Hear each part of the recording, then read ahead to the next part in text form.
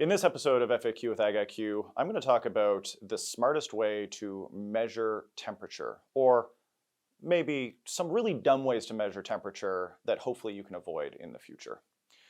One of the things that's obviously important is you need to know the temperature and relative humidity of the air that's moving through your canopy. The air that's moving through your canopy is the air that your plants are interacting with, and it matters most for their success. We often see differences in temperature between the canopy, the wall, the return air stream of the HVAC equipment. Sometimes the in-room sensors are inappropriately placed. This is a really challenging thing to get right, but some of the best practices in this are relatively simple.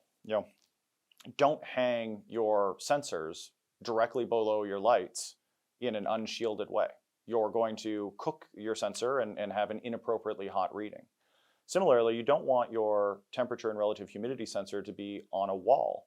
That wall has a temperature, and there's going to be a temperature gradient through that wall and to whatever surface is behind it that can impact your local temperature and relative humidity and make it virtually useless versus your canopy temperature.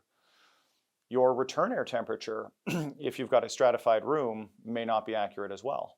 And so really ideally, you're using shielded or aspirated sensors and a grid of them that are in the canopy, within the canopy itself, and averaged in a way that allows your room to really be well monitored.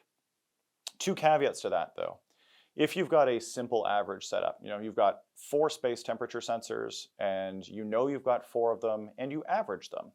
And by doing that, you take your 75 degrees times 4, you divide it by 4, you get 75 degrees out. Great.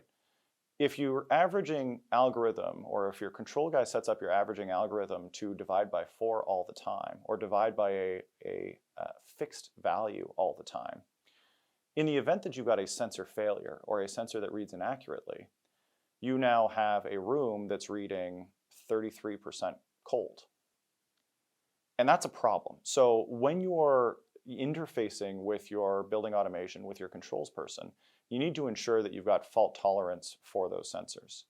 The other thing is it's always a good idea to be comparing, if you're able to, compare your canopy temperature with your return air temperature into the unit. Those numbers should be only a degree or 2 apart, effectively a calibration error between those 2 sensors.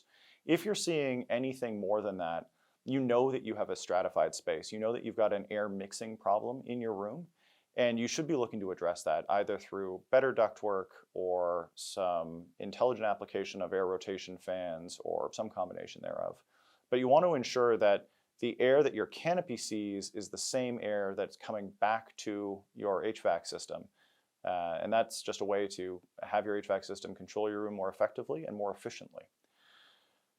That's the biggest factor though, is knowing how to accurately read your canopy temperature. Again, best practice is some measure of average sensors within the canopy, shielded or aspirated or both sensors within the canopy to very accurately measure your space temperature.